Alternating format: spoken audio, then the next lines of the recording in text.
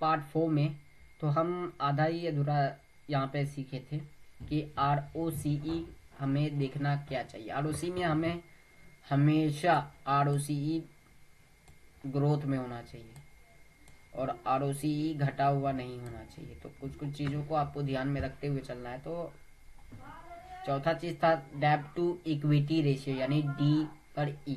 Definition होगा डेब्ट to equity ratio का कि कंपनी की डेब्ट वर्सेस इक्विटी का रेशियो। ठीक है, कंपनी ने कितना पैसा ब्रो किया और कितना शेयर होल्डर का कैपिटल है, इस चीज से हम पता करते हैं। फॉर्मूला ये है, एग्जाम्पल टोटल डेब्ट है 50 करोड़ का। ठीक है, शेयर होल्डर इक्विटी 100 करोड़ की है। ठीक है, डेब इक्वल टू इतना इतना इतना इतना करने पर हमें प्राप्त हुआ 0.5।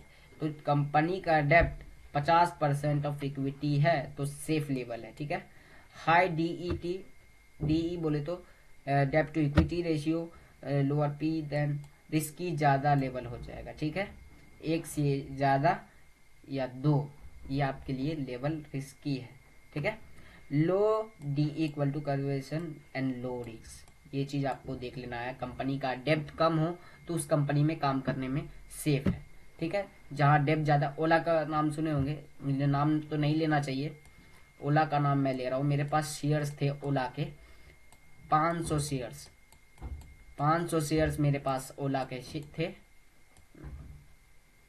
एक मेरा दोस्त ही है, उसी के पास था, मेरे पास तो नहीं था।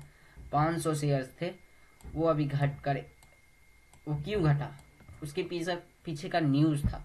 क्या न्यूज़ था कि वो पता चला कि उसके कोई प्रमोटर ये है, कंपनी के CEO जो है ITI में शिफ्ट हो गए। तो ये सब न्यूज़ सुना था मैं, तो इस वजह से मेरा 10,000 रुपये का लॉस में है, 10 से 12,000 रुपये के लॉस में है मेरा दोस्त। तो ये सारे चीज़ को देखते, अगर वो शुरू में ये सब चीज़ देख लेता तो इस चीज़ का प्रॉब्लम नहीं होता। तो ये सब चीज़ हमको सीखना है। तो ये छोटी छोटी चीज़ सीखते सीखते हम लोग सीखते हैं। तो ज़्यादा बात नहीं करूँगा, ज़्यादा बात करूँगा लंबी हो जाएगी बात।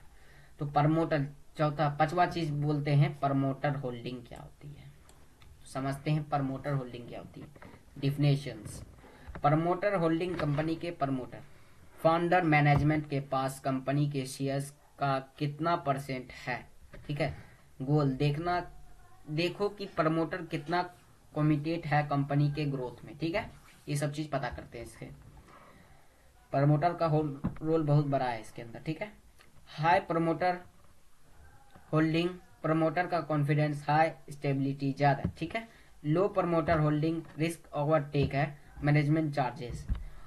प्रमोटर प्लेज, अगर प्रमोटर ने अपने शेयर को लोन के लिए प्लेज कर दिया है तो रेड फ्लैग, ये मान लो बहुत खतरे की निशानी है। यहाँ पे प्रमोटर ज्यादा होंगे तो वो शेयर वोलेटाइल रहेगा। ठीक है, तो मान लो कंपनी का XYZ कंपनी है, मान लो कि टाटा मोटर, टाटा स्टील है, कुछ भी है, टोटल शेयर्स 10 करोड़ की है, प्रमोटर के पास 6 करोड़ शेयर्स हैं। ठीक है, प्रमोटर इक्वल टू इतना करने पर 60% स्टॉक प्रमोटर परसेंट से।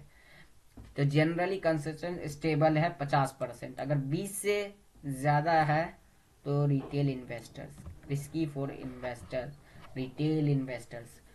20 से अगर ज्यादा परसेंटेज है तो दिक्कत है भाई।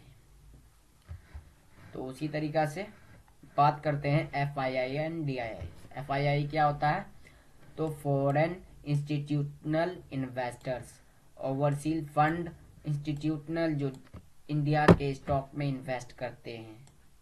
DII क्या होता है, तो डोमेस्टिक इंस्टीट्यूशनल इन्वेस्टर। तो हम लोग कौन से कैटेगरी में आते हैं, मान लो अगर हम लोग शेयर्स लेते हैं तो हम लोग DII के अंदर आते हैं। DII के भी अंदर नहीं आते, हम लोग रिटेलर के अंदर आते हैं। इसमें एक और चीज मेंशन करना मैं भूल गया, रिटेलर के अंदर हम लोग आते हैं।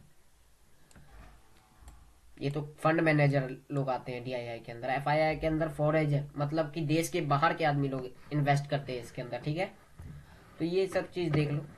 उसी तरीका से हम लोग को देखना चाहिए कि शेयर्स में FII है या DII है। FII DII का रोल अच्छा है तो वो स्टॉक भी अच्छा है, बाहर के लोग इन्वेस्ट करेंगे तो अच्छा रहेगा, इंडिया के लिए अच्छा ही नहीं रहेगा। तो वीडियो अच्छी लगी तो सब्सक्राइब जरूर से जरूर कर देना।